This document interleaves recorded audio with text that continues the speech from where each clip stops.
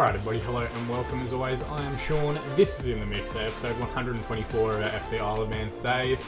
Now, full disclosure, if you haven't gone back and watched previously this week, you do want to check out those episodes. They're going to give you so much more context to where we're at, how we're doing, and a whole bunch of different stuff that's going to happen in this episode. So jump back now if you need to go and check them out. If not, I'm probably going to power through relatively quickly because, and spoiler alert, we're a football club that's not very good at playing football, and that's presenting a whole bunch of different challenges last time out. Now, after yesterday's episode, I did kind of throw the toys out of the cot just a little bit, maybe crack the shits just a tiny amount, and we've made a whole bunch of different tactical adjustments, which hopefully are going to lead to some improved performances today. We're going to jump straight in the game and have a look at what we've done. So, first and foremost, we are currently sitting in 13th position in the division, just sneaking in above the little box that I'm displayed on there. 13 games played, 5 wins, 2 draws, and 6 defeats in that time. We're at 0 goal difference and 17 points for the year. Thankfully, the bottom 4 sides really are absolute garbage, and we are miles ahead of them, which is great. But we are, unfortunately... Well, actually, it's not that bad now as I kind of look at the points. We're actually only 3 points away from Arsenal, who are on 20 points in the 7th position. So we're not miles away from it, but at the same time, we're not playing well enough, I think, to jump above some of those teams. Arsenal are one of the teams we're going to play today. We're also going to play Bournemouth first up in this episode. But last episode, I should say, we lost to Tottenham 1-0. Mancini credited with the own goal. I don't think it was an own goal.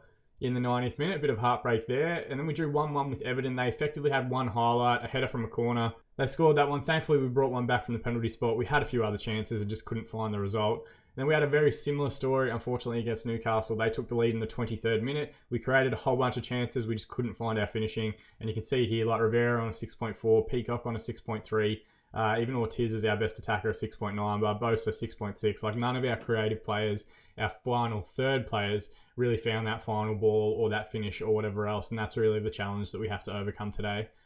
We did, last time out, thankfully, after a little bit of a tactical tweak, and I'll go through it in a moment, beat Leeds, a very good Leeds team that were 5th in the division at the time, 2-1. They took an early lead through Ross Dunlop. Pablo Rivera on 47 minutes brought a goal back, and Larry Ortiz on 69 minutes with the winner in the end. Good appearance from Ortiz off the bench. He's been working his way back from injury. Hopefully he'll be fully fit and ready to start in today's games.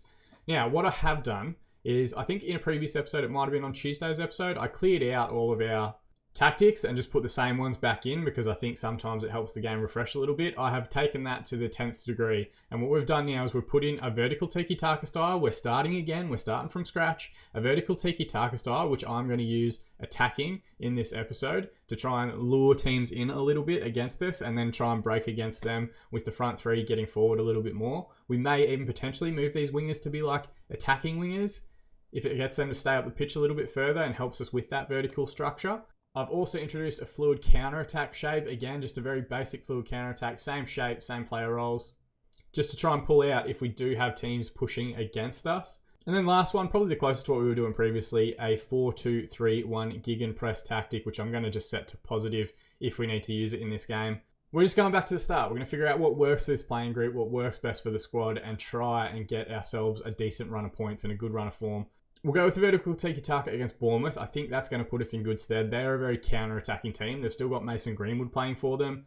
They've got a couple other cracking players I'll go through in the lineup when we look at them, but they're going to definitely be a side that I think is going to try and counter against us. So maybe we play a little bit deeper, play it around the back a little bit, wait for them to commit to the press, and then we look to go against them. That's the idea in my head. We'll see if it plays out that way entirely. But otherwise, relatively full squad to pick from. Aguirre still in the doghouse for going out to that nightclub a couple of weeks ago. But if we do struggle to pick up points, if we can't start to find some form, I might have to, for the good of the team and the good of the season, start trying to work him back into the lineup. Jimmy Winter's got a knock, but I do want to try and get him on the bench just in case anything happens with Peacock, who isn't in the greatest form at the moment. And then Esteban also has a bit of a knock, so we're going to bring in George Escobar back into the lineup. The big Uruguayan's been our captain now for the last 3 years. It's good to see him make some appearances in the division itself.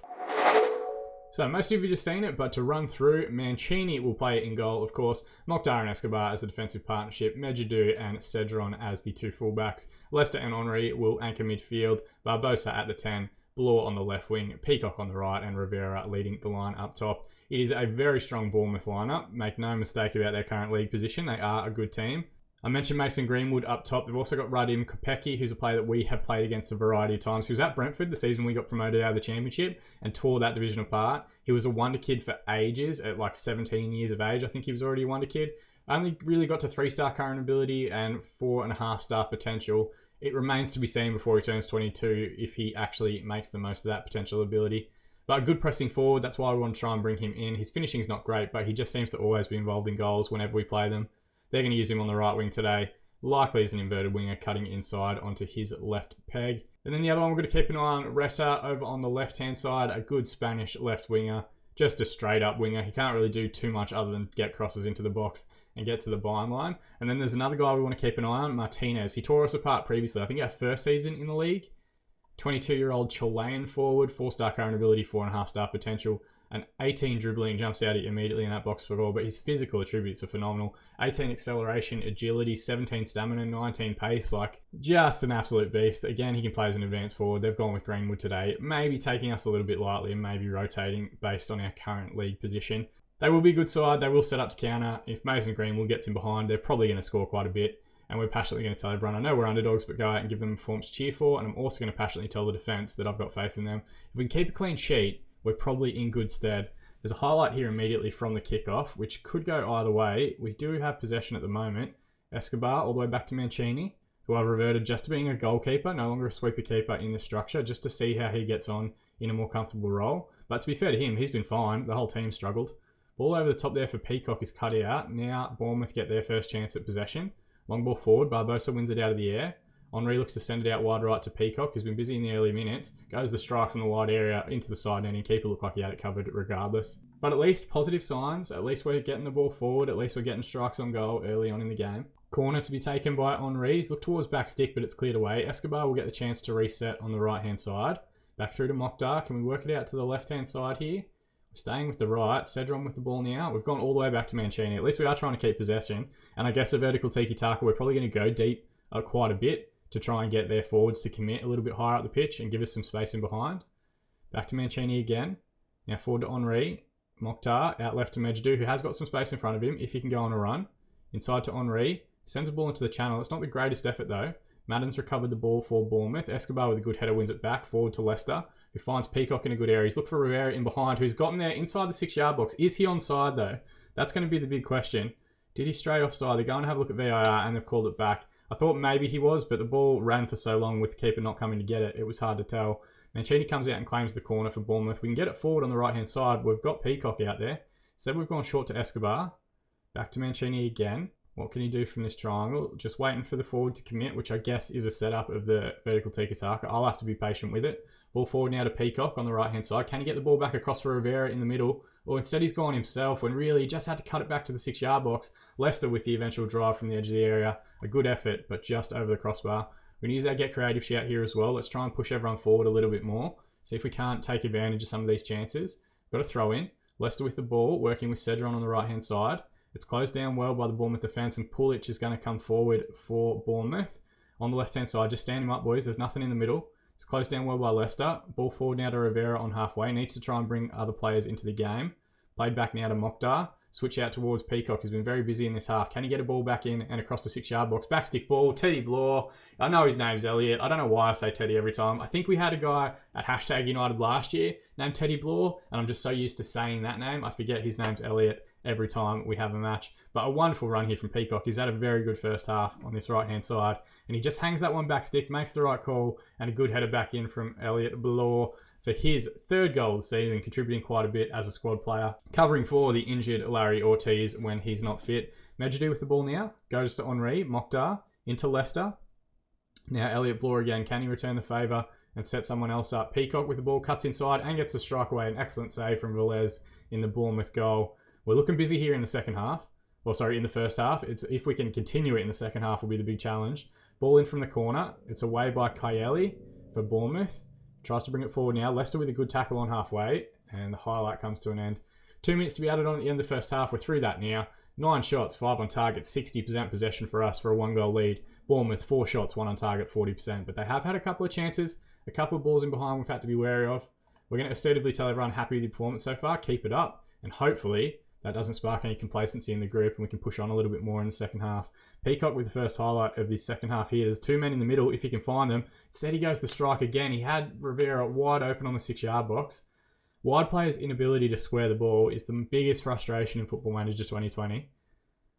We've given away a free kick from about 40 yards or 35 yards. Greenwood's going to take it here on his left peg. Not a bad effort. Keeper looked like he was going to watch it no matter where it went, and it just sailed into the side netting. Through the hour mark now, let's have a look at our subs and see what changes we can make. Medjugorje struggling a little bit. We'll bring on Carlos Andre, and Barbosa also not having a great game. We'll bring on Mariano Oru and have him play as an advanced playmaker alongside. Got 3 players on yellow cards. I probably should be keeping more of an idea or more visibility on that, but we do have one more sub up our sleeve in case we do go down to 10 men. Deep free kick here from Cedron across to Escobar, who just punts it into the corner to no one in particular. It's a bad area to give away possession, but Leicester's done incredibly well to win the ball back in heavy traffic. Now Escobar again, back to Mokhtar. Wait for the midfielder to commit. Carlos Andre to Henry. Andre again. Back into Leicester. Got to be careful those square balls in midfield, boys. They're pushing the press quite early. Carlos Andre with possession now into Henry. Ball over the top was looking for Rivera, but cut out well by the Bournemouth defence. Now Mason Greenwood, who's moved out to the right-hand side, and Martinez is on the pitch. Wide right area. He's gone straight at goal. Mokhtar with an excellent saving challenge for the second effort. Good save from Mancini. Good defensive coverage from the big Dutchman at the back. Peacock, I thought maybe he was taking a throw in there, but instead it's gone Bournemouth's way. You can feel them coming into the game a little bit more here. Martinez is on the pitch, and he's just clipped the inside of the crossbar before Mokhtar's gotten it away again. Maybe we will switch to our gegenpress tactic just to mix it up just a little bit. See if we can't ride out the storm and press a little bit more in the last 30 minutes. Peacock won the ball back in a good area, but his clearance is to no one in particular. Madden will recover for Bournemouth. Backwell now with the ball, right-hand side, overlapping fullback here. Trying to get the ball square for Martinez, and it felt like it was coming. Martinez, since he came on the pitch, has had 2 or 3 different opportunities. Tactically, what can we do? We're going to switch it up. We're going to go back to our vertical tiki-taka here. Rivera having a poor game. We might bring on Scott Phillips, and we're going to use Passionately. I have faith in you. Get out there, make a difference. It's an early time to make 3 subs, particularly with those yellow cards, but I'm going to take the risk to try and get the 3 points. Oru with the ball. Now to Henry. Out wide right to Peacock. Looks for the switch out towards Elliot Bloor. They've combined a couple of times today, and Bloor with a good strike. Velez can't hold, and Peacock takes a touch. Just needed to let that run out for the corner. That would have been more than enough. Going to use a get creative shout here with about 20 minutes remaining. And really, for all the chances we had in the first half, our inability to finish them has hurt us quite a bit. We've got a corner here, though. Peacock to take towards near post. Henry's in there, and he gets his 2nd goal of the season. A very important goal with about 10 minutes remaining. We're immediately going to use, well, we can't just yet, but we're going to use our demand more shout in a moment to try and make sure everyone's got some focus through to full time. Good ball from Peacock, who's had an excellent game. Henry gets just in the middle of 2 players, rises and nods into the front post. Demand more here. Last 5 minutes or so of regular time.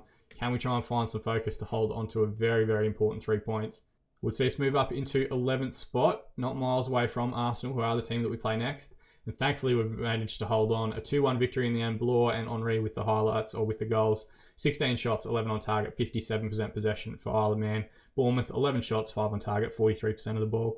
We're going to passionately say, really special, lads. Nobody gave us a chance and you played magnificently. And I guess if we wanted to focus on the positive, Bournemouth tore us apart our first season in the Premier League. They beat us 3-0, I think both times we played them. They were very, very good. So we have progressed a little bit that we are now on their level. And we're not miles away from 7th position, which is really what we're aiming for this season. Only 2 points behind Chelsea in that spot. We do have Arsenal next as well. It'll be a good opportunity to leapfrog them. But really at the moment, it's only goal difference that's keeping us behind Norwich, Bournemouth, and in reality, Arsenal and Chelsea as well. Peacock gets the Man of the Match award with 2 assists. He was excellent. I'm going to tell him he was superb last time out.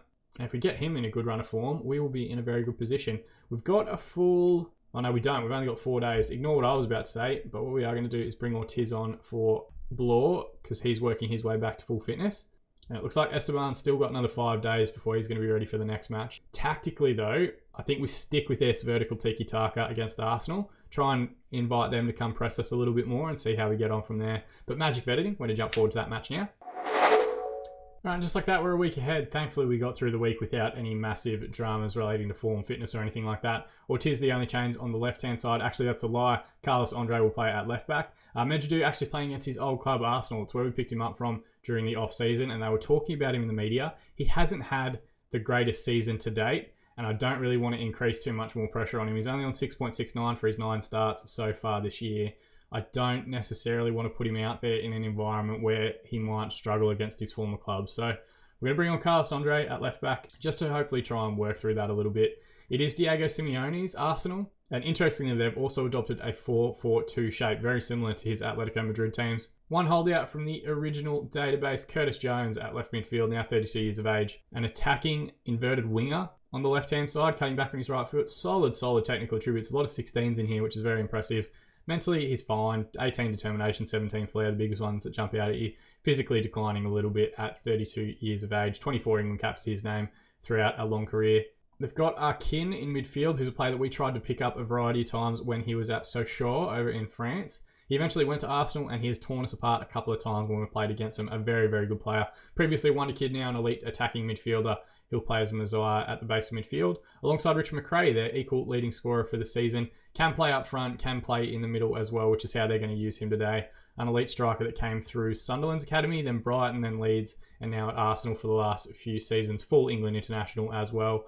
Sokolenko's the guy we're going to have to keep an eye on up top. He's a very, very good player. He scored against us last time we played. Always talked about as being expected to be amongst the highest scorers during a regular season. We previously played against him at Watford a couple of seasons ago, both in the Championship and the Premier Division itself.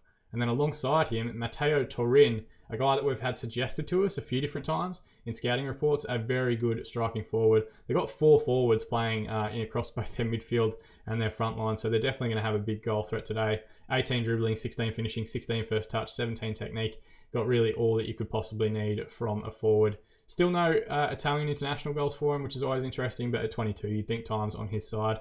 We're going to passionately say we owe Arsenal after what happened in the last match. God, we must have really sucked last season if every time out we're able to use that response for the majority of the teams. I guess our second half was very poor last year, but hopefully this tactical tweak, this move to a tiki-taka or vertical tiki-taka, a bit of Sarri ball, will help us in this fixture, hopefully get an improved result. Escobar with a header away. It falls to Peacock now. Mokhtar goes along towards Rivera. It's lost out in the middle though. Jones looks to cut back across to Subasic. Now Sokolenko. Linares as the overlapping fullback is found on the right-hand side. Ortiz does well to track him. Escobar again with a good header away. Just need to relieve the pressure valve here a little bit. They're making us work it quite hard off the ball, trying to win it back. Linares, good ball in towards Jones. He's clipped the crossbar and then Mokhtar manages to clear. Rivera will keep it in play. Is this the end of the highlight? Are we going to see some more here? Linares went through him on halfway, and dare I say it, it is indeed the end of the highlight. So immediate pressure from Arsenal. They're moving the ball very quickly in that final third. They've had some poor touchline feedback. We'll see how Henry does from this free kick. Escobar's in the area and he flicks it on. Don Gill comes out and claims for the Arsenal custodian. He's going to go long from the back out to the right-hand side. That Toby Jones has been involved in quite a few things. Ball over the top's poor. Carlos Andre wins it back. And then Henry with the long ball over the top for Rivera. Can he find the finish? The young Mexican cannot find the back of the net. We need to finish those 1v1 chances against these big teams if we're going to get some points. Cedron finds Barbosa from the throw-in here. Back to Cedron again. Let's work a 2v1 on the right-hand side. Into Barbosa. Switch out left towards Ortiz. Good flick on header. And it's a great header from Ortiz. 4th goal of the season for him. And he's made his way back into the starting lineup after injury and got himself back on the score sheet. Of course, Blore scored in the last match. Maybe this right-hand side is a little bit overloaded and we can consistently get balls to the back stick. It's a great header from distance. He's probably about 12, 18 yards out with the angle maybe, and he powers it back across the keeper into the far corner for the 1-goal advantage. All right, about 10 minutes remaining in the half. We're going to use our demand more shout just to hopefully get everyone some focus through to half-time. We've immediately got a highlight, which isn't great. I'm worried that Arsenal are going to pick the ball up here and go flying into the corner, but ball in behind for Peacock, who does well to keep it in. Ponce clears, Arquin fixes it on Sokolenko, and this is the concern now. They've got runners left and right. Into Torin, edge of the area. The strike wasn't far away. Keeper was scrambling just beyond the top right-hand corner. And that's the danger. They really only need one man breaking forward to work a decent effort on goal. 2 minutes to be added on at the end of the first half. We're through that now as the referee calls half-time. We've had 4 shots, 3 on target, 59% possession. Arsenal, 4 shots, 1 on target, 41% of the ball. But it must be said, Arsenal have had more highlights than we have. Assertively, don't get complacent out there, and everyone has games focus, which is fantastic to see. We are at home. We are playing an okay brand of football at the moment. So far, so good. We just need to try and hold on for 45 more minutes against a very strong Arsenal side. Carlos Andre wins it back in a good area. Mokhtar's on another yellow card. He's just a yellow card magnet, but so far he hasn't been sent off this season. Famous last words. I know Sports Interactive listen. Please don't get sent off, Elmedi. Don't do that to me. Just waiting for them to commit here. Mancini with the ball now. Work it to the right-hand side, please. Escobar, back across to Mokhtar. Dangerous little ball in there. Leicester, long ball over the top for Barbosa, who's pushed on from midfield. Can he find the finish? He can indeed. The Brazilian with his first goal of the season, playing in a different role this year as that attacking midfielder in behind the striker. And it's an excellent, excellent run from deep. You can see Mokhtar just plays the ball into Leicester, and then Leicester spots the run through the middle. The strikers just dragged the central defenders away, and it's an excellent finish. Just rifles it straight down the middle. Keeper can't get anything on it, and the defensive line couldn't get back to block the strike. We're 2-0 up now, so now is where the pressure really starts to come in. They've got a corner, ball back away. Escobar with an excellent header away. Subasic looks to reset for Arsenal. Rasmussen, back to Linares. The fullback stayed behind from the corner. Arkin, thankfully doesn't turn. He did have some space to go at if he wanted to. Ponce now, left fullback, back into Arkin in midfield. Working it very nicely. They're looking for this overlap on the right-hand side. Turin's got goal side, and then Escobar with an excellent recovery challenge. Corner to be taken now by Arkin. Goes near post. Barbosa with the flick-on header. Turin at the top of the box. Goes to strike from distance. Thankfully didn't have too much power on it. Mancini does well to save and hold. We're through the hour mark now as well, so let's hit pause. Let's make our subs. 2 6.6 ratings for Rivera, so we're going to bring on Scott Phillips, who also hasn't scored in forever. And Jimmy Winter will come on the right-hand side for Peacock, who was excellent last time out, but just seemingly struggling a little bit in this one. We're also going to use our Get Creative shout with about 30 minutes remaining. Don't want to put too much pressure on the team, but we do want to try and continue to keep the ball or go forward as much as possible, just to keep that pressure up on Arsenal. Mokhtar, all the way back to Mancini. That works it well with Carlos Andre. They're playing the ball very well in that left-hand corner. Ball forward to Barbosa, who knocked it down nicely to Henry. Great ball to Ortiz, who's gotten goal side and squares it up. And he's tackled by Linares on the last line. He maybe had an open goal to try and slide in, but not much angle to work with. Arkin's come off. Alleluia, I think is his name there, has come on the pitch for Arsenal. We've got one more sub up our sleeve, which I think we might look at now as we get into the last 10 minutes or so. Looks like Phillips is struggling a little bit. Cedron's had an okay game. Andre's had an okay game. I'm a bit worried about this Elmedi Mokhtar yellow card. So we're going to take him off and bring on Warburton just as a central defender on stopper alongside Escobar. It's last year's defensive partnership back on the pitch. We're going to use our demand more shout as well. Let's try and hold on. And this will be a pretty good 2-0 victory against a good Arsenal team if we can maintain our decent run of results now. 3 minutes to be added on at the end of injury time, and we get through it. I think the first time in forever that we've had an episode where we got 6 points, it feels like. Ortiz and Barbosa with the goals. We ended up with 7 shots, 5 on target, 58% possession. Arsenal 10 shots, only 3 on target and 42% of the ball. We are going to passionately tell everyone, very happy with the result and the way that you played. It's a big result against a very good Arsenal team. And what's that going to do for us in the division itself? Pushes us all the way up to 8th position. We go above Chelsea, who we play next time out, and Norwich just ahead of us on goal difference. They had a big win today, 4-0 over Aston Villa. So we're not miles away from those European spots.